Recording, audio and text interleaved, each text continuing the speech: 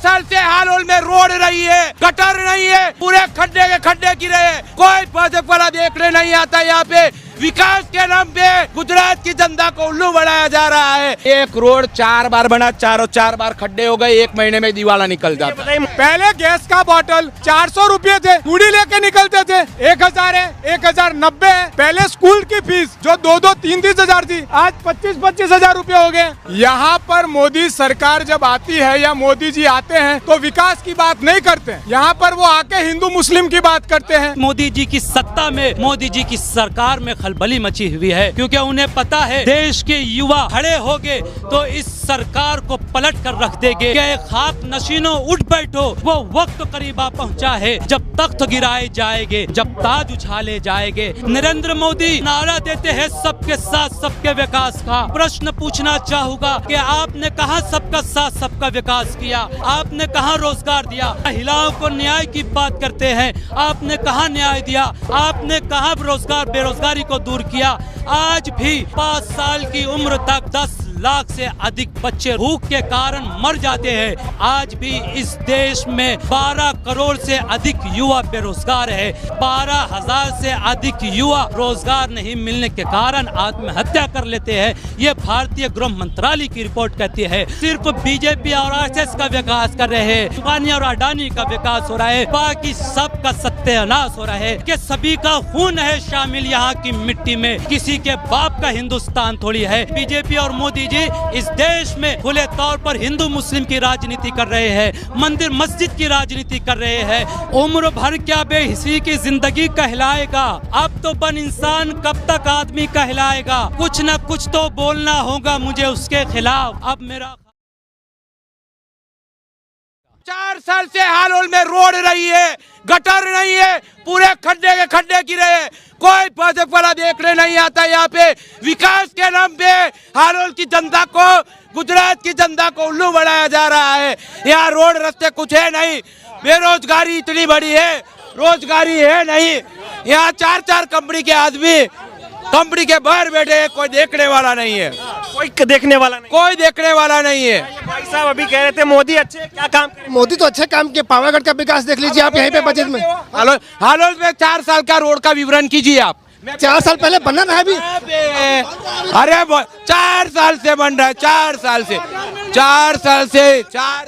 अगर आप अभी कह रहे थे मोदी जी ने विकास किया, क्या विकास किया? अरे साहब, ये पूरा जुमला है। एक पूरे गुजरात में विकास के नाम पे जो ये लोगों ने माहौल बनाया है, जो गुजरात की जनता को उल्लू बनाया है, ये उनका कच्चा चिट्टा खुल जाएगा। हालोल की जीआईडीसी में गुजरात के क्या, हालोल के किसी भी व्यक्ति को नौकरी नहीं मिलती। लिया है नौकरी, Toto company, Alembic company, Hero company के कामदार बाहर है, नौकरी दिलवाइए उनको, न्याय दिलवाइए। डंका बज रहा है। मोदी कीजिए आप लोग। किसको न्याय मिला बताइए, एक तो बताओ। बताइए यहाँ करोड़ों का कॉर्पोरेशन में घोटाला है। मैं नहीं कहता, प्रादेशिक कमिश्नर बोलता है कि हालोल के कॉर्पोरेशन में 36 करोड़ का भ्रष्टाचार किया। कहाँ थे आप वहाँ टाइम पे? ये रोड में 104 करोड़ की गटर योजना है हालोल में, आप कहाँ थे? विकास आप तो कह रहे थे अभी डंका बज रहा है, क्या डंका बज रहा है? देखिए विपक्ष ऐसे ना चिल्लाते रहते हैं, ठीक है ना। अगर आप देख लीजिए कि अभी सड़क का काम चल रहा है। आप अपने हालोल में देखिए तो अभी सड़क का काम चल रहा है। 4 साल पहले बननी चालू ही है मेरे भाई, 4 साल से चालू। मैं हालोल में खुद रहता हूँ। एक कंजरी रोड, एक रोड 4 बार बना, चारों 4 बार खड्डे हो गए, 1 महीने में दीवाला निकल जाता। बताइए, मोदी जी ने कहा था 15 लाख आएंगे, मोदी जी ने कहा था 15 लाख आएंगे, हर घर पे छत होगी, महंगाई खत्म कर दूंगा, भ्रष्टाचार खत्म कर दूंगा। 15 लाख आया, महंगाई खत्म आ गए, 15 लाख आ गए। अगर देखिए नहीं, आगे 15 लाख 15 लाख क्यों नहीं आए भाई? 15 लाख के लिए सरकार ने बोला था ना, आया था ना खाते में। विकास पे बात होगी, कहा था महंगाई कम होगी, महंगाई कम हुई? महंगाई कम नहीं है। पहले सरसों का तेल कितने रुपए लीटर था? कितने रुपए लीटर था? पहले पेट्रोल कितने रुपए था? पहले पेट्रोल कितने रुपए का था? नहीं, पहले पेट्रोल कितने रुपए था? आप जो है पहले कांग्रेस का उठा के देखिए ना, 2014 से पहले 2000 कांग्रेस ने ठीक काम नहीं किया, जनता को नहीं समझ आया, सरकार बदल दी गई। वो वादे किए, अब वादे पूरे होने चाहिए। मैं आपसे पूछ रहा हूँ, मोदी ने जो वादे किए थे, कहा था पेट्रोल सस्ता होगा। पहले पेट्रोल कितना था 2014 से? 2014 से पेट्रोल आप देखिए ना कि स्टार ड्यूटी कितना लगाया था कांग्रेस ने? कम है। इनको यही नहीं, ये अंधभक्त है, ये अंध और भूंड भक्त है। इनको पता ही नहीं है क्या था ड्यूटी, क्या था ड्यूटी। पहले जब 65 रुपये भाव था तब बैरियर का भाव जो था वो कितना था पता है आपको? 210 रुपये। आज बैरियर का भाव 107 रुपये और आप ले रहे हो 100 रुपये।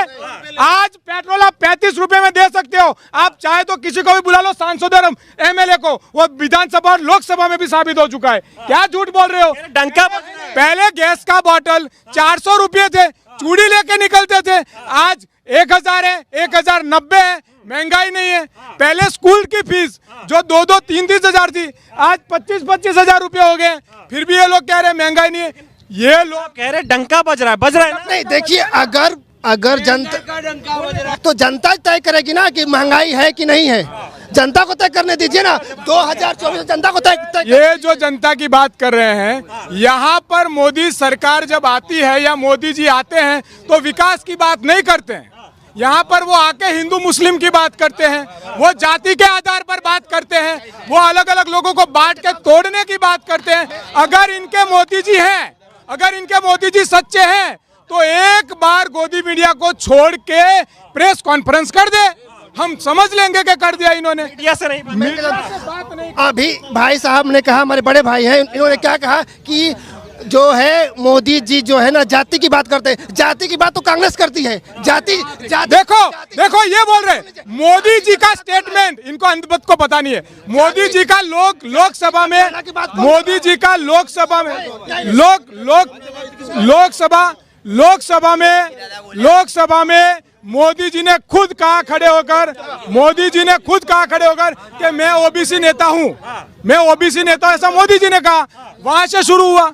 मोदी जी ने ये सारी बात जाति और वहां की बात कहां से शुरू? लोकसभा से शुरू हुई। नरेंद्र मोदी जो इस देश के प्रधानमंत्री है, वो नारा देते हैं सबके साथ सबके विकास का। लेकिन मैं प्रश्न पूछना चाहूंगा इस देश की ओर से, इस देश के युवाओं की ओर से, कि आपने कहां सबका साथ सबका विकास किया? आप नौजवानों को रोजगार की बात करते हैं, आपने कहां रोजगार दिया? आप महिलाओं को न्याय की बात करते हैं, आपने कहां न्याय दिया? आप बात करते हैं कि इस देश से बेरोजगारी दूर होगी, आपने कहां बेरोजगारी को दूर किया? आज भी इस देश में 5 साल की उम्र तक हर साल 10 लाख से अधिक बच्चे रोटी नहीं मिलने के कारण, भूख के कारण मर जाते हैं। ये मैं नहीं, UN की रिपोर्ट कहती है। मोदी जी बात करते हैं रोजगार की, आज भी इस देश में 12 करोड़ से अधिक युवा बेरोजगार है। यह भारतीय सरकार की रिपोर्ट है। मोदी जी बात करते हैं रोजगार की, मोदी जी बात करते हैं महंगाई की। आज भी इस देश में हर 3 वर्ष में 12,000 से अधिक युवा रोजगार नहीं मिलने के कारण आत्महत्या कर लेते हैं। यह भारतीय गृह मंत्रालय की रिपोर्ट कहती है। मोदी जी बात करते हैं कि इस देश में महिलाओं को न्याय मिलेगा, तो मैं पूछना चाहता हूं कि मोदी जी का न्याय यही है कि 26 जनवरी के मौके पर जब हम इस बात का जश्न मनाते हैं कि इस देश भारत का, इस दिन भारत का संविधान लिखा गया, उसी दिन बिल्किस बानो के कातिलों को छोड़ दिया जाता है कि यही महिलाओं के साथ न्याय है। मोदी जी सबके साथ सबके विकास की बात करते हैं, लेकिन जब दिल्ली में जब किसान सड़कों पर आते हैं अपने हक की बात करने के लिए,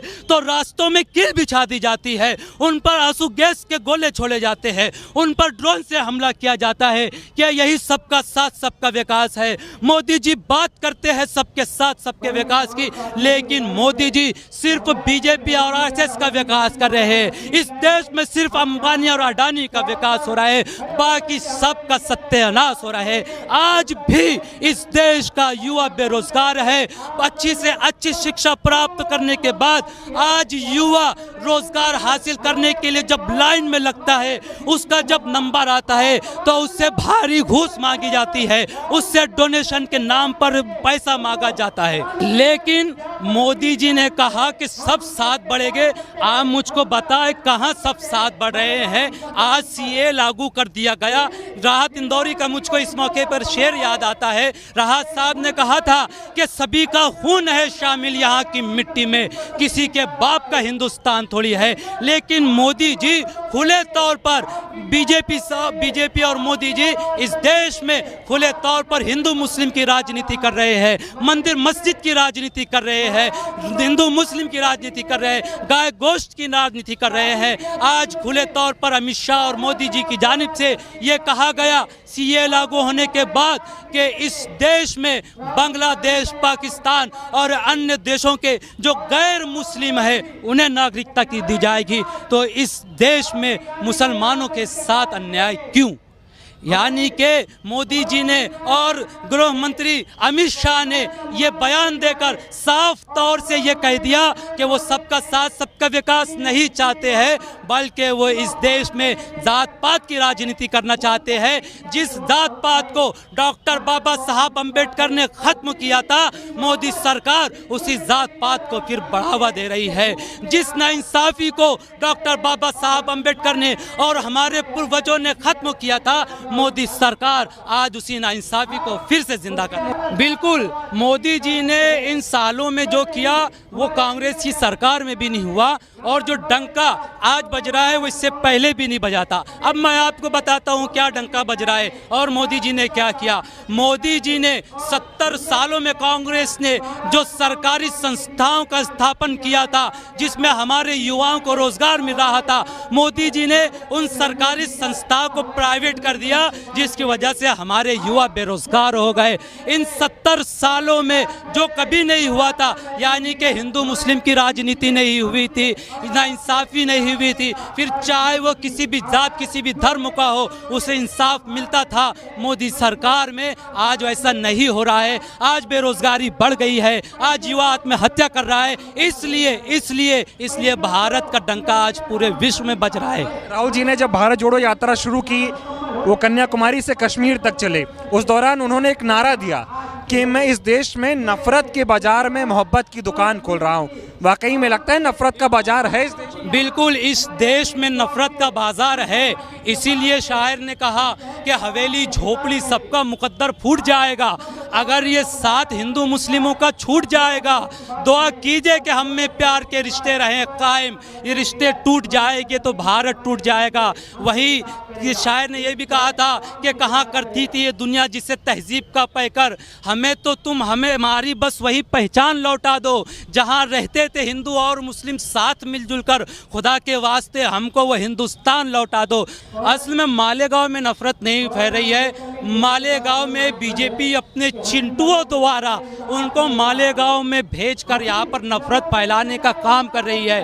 अभी जो है राणे, क्या नाम है उसका, जो बीजेपी का एमएलए है, नीतीश राणे, वो रहता है मुंबई में, लेकिन मालेगांव में आकर वो ये कहता है कि यहाँ पर जिहादी लोग रहते हैं। वो ये कहता है कि यहाँ के मुसलमान हिंदुओं के विरोध में काम करते हैं। उस नीतीश राणे को ये नहीं दिखता कि जब यहाँ से गढ़ की यात्रा जाती है तो इस शहर के मौलवी, इस शहर में मदरसों में पढ़ने वाले छोटे छोटे बच्चे, इस शहर में रहने वाले मुसलमान इसी आगरा रोड पर जहाँ से ये यात्रा गुजर रही है लाइन से खड़े हो जाते हैं, शरबत पिलाते हैं, उन्हें गले लगाते हैं, उनके साथ भाषण करते हैं, उनके साथ जो है खड़े रहकर हिंदू मुस्लिम एकता का पैगाम देते हैं।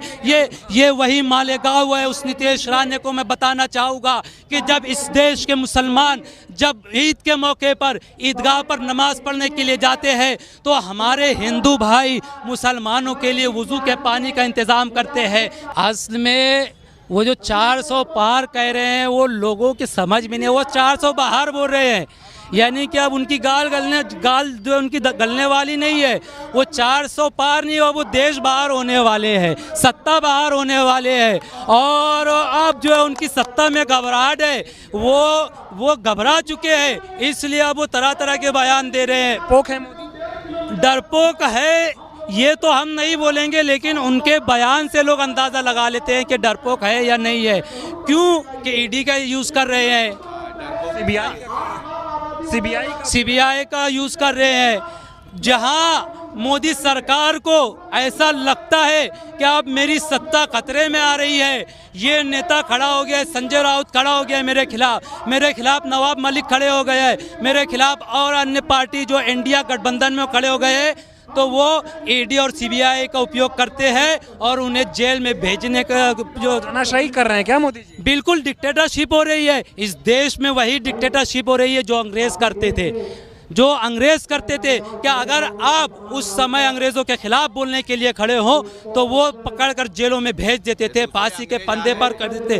वो गोरे अंग्रेज चले गए इस देश से, हमारे पूर्वजों ने गोरे अंग्रेजों का खात्मा तो कर दिया, लेकिन अब इस बात की जरूरत है, अब वक्त आ गया है कि इस देश से काले अंग्रेजों का खात्मा किया जाए। और इस समय हमारे देश का युवा, इस देश का जो हमारे बुजुर्ग हैं और इस देश के वो लोग जो आज भी इस बात पर यकीन रखते हैं कि आज भी इस देश में संविधान कायम है, वो इन काले अंग्रेजों के खात्मे के लिए तैयार है। और वो दिन दूर नहीं जब इस देश से काले अंग्रेजों का खात्मा होगा, क्योंकि उस समय गोरे अंग्रेजों के खिलाफ उस वक्त महात्मा गांधी खड़े हुए थे, इस समय काले अंग्रेजों के खिलाफ राहुल गांधी खड़े हुए हैं। उस समय भी गांधी खड़े थे, इस समय भी गांधी खड़े हैं। ये वही हिंदुस्तान है जो ये चाहता है कि इस देश में डिक्टेटरशिप नहीं चल सकती। मेरी सवाल, अभी आप एक शायरी बोल रहे थे कि आप नहीं बोला तो क्या होगा,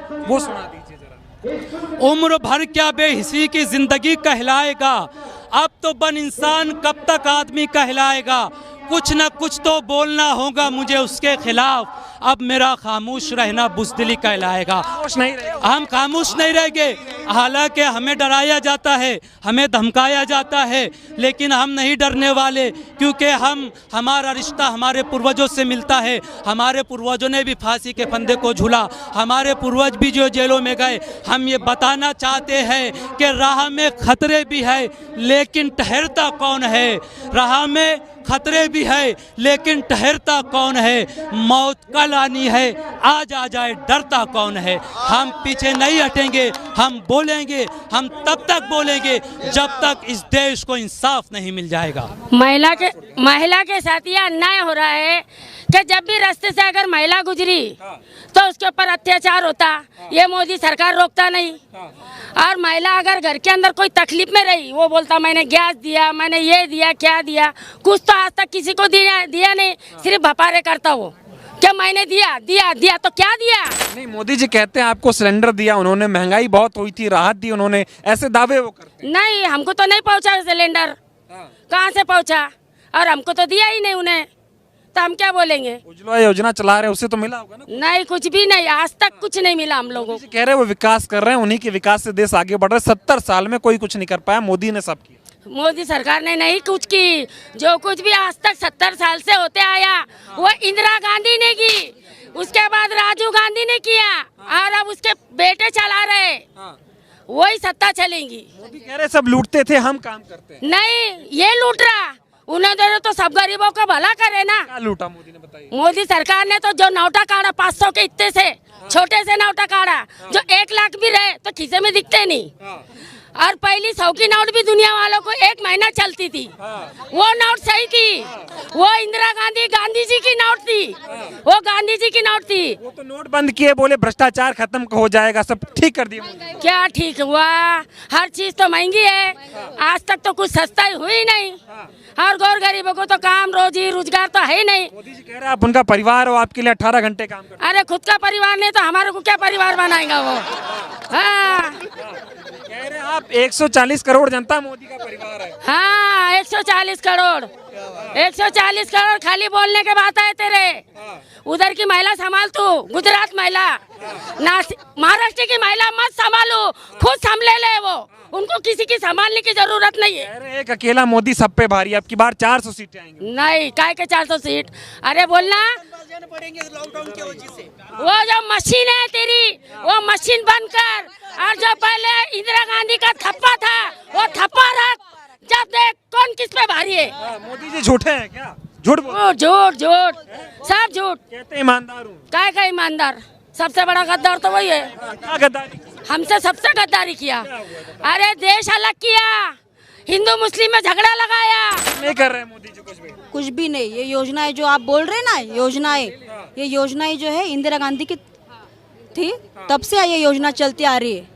तो ये कैसे क्या बोलते हैं कि हमारी योजना है? ये टीवी पे ऐड लगाते हैं, ऐड पे 2500 लाख कितना खर्चा करते हैं। हमारे बच्चों को व्यवसाय नहीं, कुछ नहीं। इधर की कंपनियां वो गुजरात पे लेके जा रहे हैं। ये कैसे क्या विकास हो गया मोदी जी का? फिर सिर्फ यही बात कहते हैं कि 70 साल में कुछ नहीं हुआ जो 10 सालों में इन्होंने। अरे कुछ भी नहीं, 10 सालों में कुछ नहीं किया इन्होंने। महिलाएं हैं, महिलाओं की सुरक्षा कैसी है महाराष्ट्र में बीजेपी की सरकार? कुछ भी नहीं है। महिलाएं सुरक्षित नहीं है ये सरकार के राज्य में। 10-12 बजे अगर निकलना होगा तो वो सुरक्षित ही नहीं है। 9 बजे 9 बजे के बाद में भी महिला घर से बाहर निकल नहीं सकती। 10 और 12 बजे तो बहुत दूर की बात है।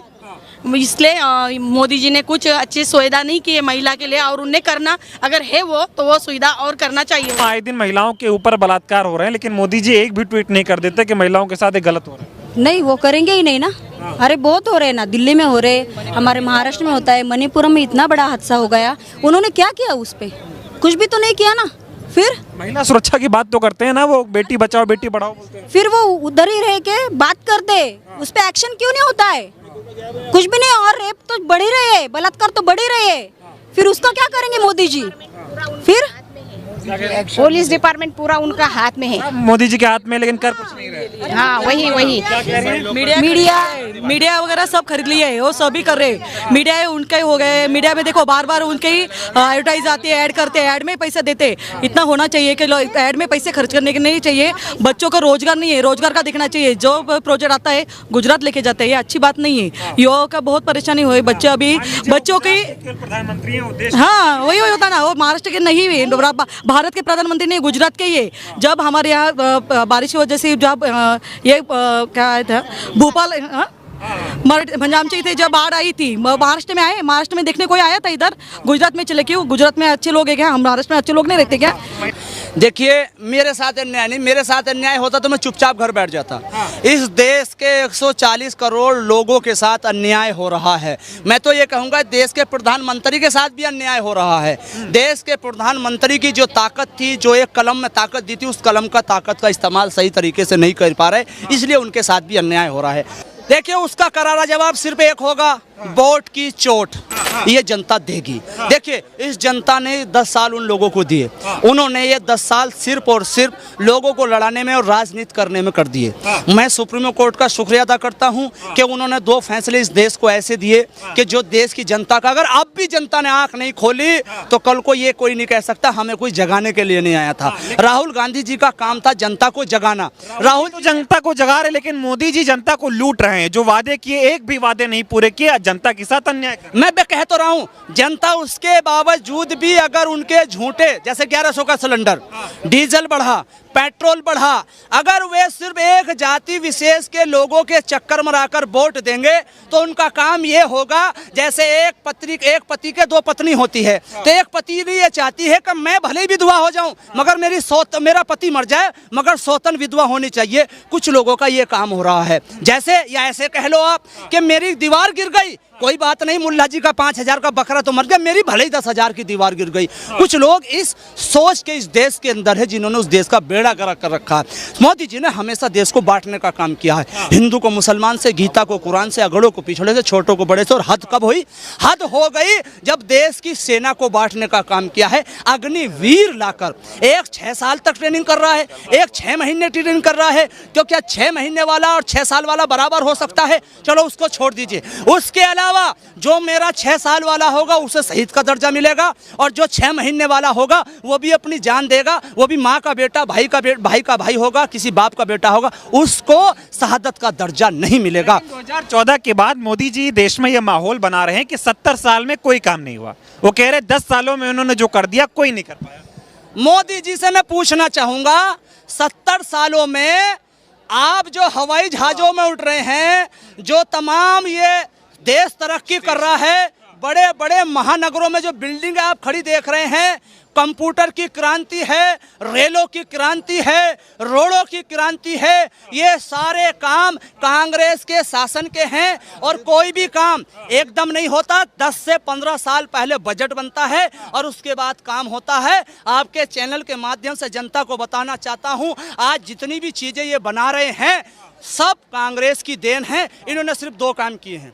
एक तो जो कांग्रेस ने बनाया था उसे बेचने का काम किया है और दूसरा जनता को गुमराह कर कर झूठ बोलकर जनता का वोट लूटने का काम किया। कह रहे 18 घंटे काम करने वाला देश का इकलौता प्रधानमंत्री हूं और एक अकेला सब पर भारी। अब की बार 400 पार के नारे अब मोदी जी देने लगे।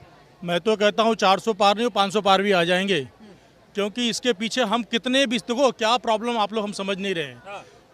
जितनी मुद्दे बात कर रहे हैं राहुल जी हों चाहे देश की कितनी भी पार्टियां हों, सारे मुद्दे जनता के पक्ष में हैं। सारे के सारे मुद्दे मोदी जो सरकार जो कर रही है हमारे देश की जनता के सारे खिलाफ है। सब जानते हैं, यहाँ पे जितने लोग हैं सभी जानते हैं कि सरकार सिर्फ 5% 10% लोगों के लिए काम कर रही है। देश के 90% जनता त्रस्त है। फिर भी अगर मोदी कहते हैं कि अगर हम 400 के पार आ रहे हैं, इसके पीछे सबसे बड़ा कारण है उनके पास एक ब्रह्मास्त्र है। इन्होंने एकदम सही बात कहा, ये देश का ईवीएम है।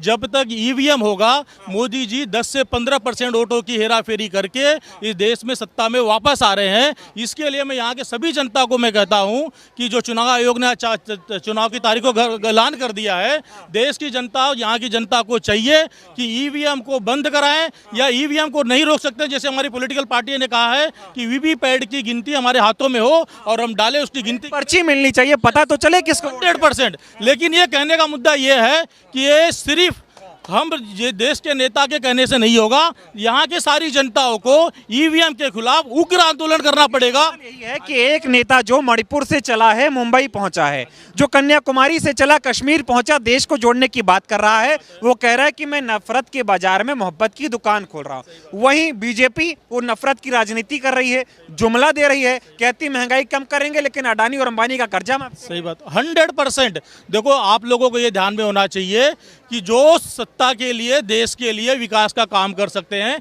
जैसे माननीय राहुल जी ने बहुत जो आज तक भी जो रैलियों में उन्होंने जो स्पीच दिया, ओबीसी जनगणना हो गई, चाहे देश का जो धन्ना सोडो के खिलाफ जो बात की है, देश की जो गरीब लोगों की आवाज़ उठा रहे हैं। लेकिन ये तब लागू कर सकते हैं जब राहुल जी जैसे सोच के विचार के नेता संसद में पहुंचेंगे। लेकिन संसद में पहुंचने का रास्ता आपके वोट से जाता है, लेकिन आपके वोट के अधिकार ये सरकार ने ईवीएम के द्वारा छीना। मोदी जी कर क्या रहे हैं? मोदी जी 2014 के बाद से जब से आए कोई ऐसा काम किया जो जनता को पसंद आया हो या जो उन्होंने वादे किए हो पूरे हो पाए हो? देखिए मोदी जी जो सरकार है 2014 की बात नहीं, मोदी जी की सरकार का अगर आप इतिहास उठा के देखेंगे, जब वो मुख्यमंत्री भी थे, गुजरात की जब मॉडल की बात करते थे, आज भी गुजरात का मॉडल ऐसा है कि आज वहाँ पे बीजेपी का बहुत बड़ा आलीशान ऑफिस खुल रहा है, लेकिन वहाँ का सरपंच कह रहा है कि हमारे यहाँ पे बीएमसी स्कूल नहीं है। तो आप सोचिए, जो मुख्यमंत्री रह चुका, जो प्रधानमंत्री रह चुका, जो एक शिक्षा के लिए एक छोटा सा सार्वजनिक स्कूल नहीं खोल पाया, वो देश का क्या विकास करेगा? विकास हो रहा है अडानी अंबानी का। और आजकल इलेक्टोरल बॉन्ड का मुद्दा चल रहा है। देश के अरबपतियों से चंदा वसूला जा रहा है। अरबपति पहले आपसे चंदा वसूलते हैं, फिर मोदी जी उनसे वसूलते हैं और उसके बदले में उनको धंधा देते हैं। इस पे क्या है? पहला मोदी जी का एक रिकॉर्ड है कि इसके पहले उनको पाकिस्तान की बिरयानी भी चलती है, आज उनको इलेक्टोरल बॉन्ड के माध्यम से उनका पैसा भी चलता है। सिर्फ हिंदुस्तान के जो गरीब लोग हैं उनको बेवकूफ़ बनाने के लिए हिंदू मुस्लिम में बात करने का, लोगों में लड़ाने का और अपना काम करके लेने का। मोदी जी का ऐसा है कि वो जब अपनी बीवी का नहीं हुए तो ये हिंदुस्तान का क्या होंगे, समझे कि नहीं? जो अपनी बीवी को न्याय नहीं दे सकते वो हिंदुस्तान को तो छोड़ो, यहाँ के जो हिंदुओं को गलतफहमी है कि ये हमारा नेता है, सिर्फ वो एक भ्रम पैदा करते हैं कि मैं हिंदुओं का प्रधानमंत्री हूँ, वो करके उनको भी बेवकूफ़ बनाते।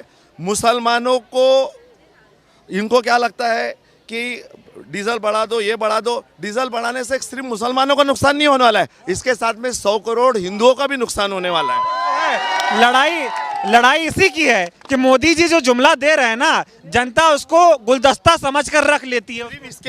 इसके लिए ही वो खुश होते हैं लोग उनको वोट इसके लिए देते हैं क्योंकि उनको ये गलतफहमी है कि ये मुसलमानों को कहीं ना कहीं रुकाने का काम करते हैं, इसके लिए उनके वजह से उनको वोट मिलता है। लेकिन उनको ये भी नहीं मालूम है कि हमारा तो छोड़ो, तुमको भी बेवकूफ़ बना रहे हैं, समझे कि नहीं? बेवकूफ़ बनाने का काम एक अच्छे तरह से करते हैं और उनको बहुत अच्छी तरह से मालूम है कि क्या बोलेंगे तो क्या होता है। तुम महंगाई की बात करो तो राम मंदिर का बात करते हैं, तुम सिलेंडर का बात करो तो बोलेंगे 370 लाया। मतलब ये क्या खेल है? मतलब लोगों को मालूम नहीं। सिर्फ और सिर्फ अगर ये बोलते हैं कि हम लोग 400 पार, अगर 400 पार है तो हिंदुस्तान के हर छोटी बड़ी पार्टी को तोड़ने का काम कर रहे हैं ब्लैकमेलिंग करके। अगर तुम्हारे को इतना ही कॉन्फिडेंस है कि तुम 400 पार आने वाले हो तो तुमको अशोक चौहान की क्या जरूरत पड़ी, तुमको अजित पवार की क्या जरूरत पड़ी, समझे कि नहीं? ये लोगों को बेवकूफ़ बनाने का। सिर्फ तुम्हारे पास एक ही औजार है, ईवीएम का। ईवीएम के ऊपर अगर तुम्हारी ठुकाई होगी तो उसके बाद में तुम है ना, तुम वापिस से 2 पे आओगे। सवाल ये है, जनता ठुकाई करने के मूड में है कि नहीं है? जनता पूरी तरह से जनता में ये बात है, एक बात बोल रहा हूँ मैं, पब्लिक का पैसा लूट के अदानी अंबानी को दे रहा है। पब्लिक का पैसा कैसा लूट दे? हर एक जनता को, हर एक नागरिक को बैंक अकाउंट खोलना जरूरी है, ये ऐसा ये बनाया है। हाँ, तो फिर वो बैंक का अकाउंट खोलना है तो 1000 रुपये तो कम से कम उसका।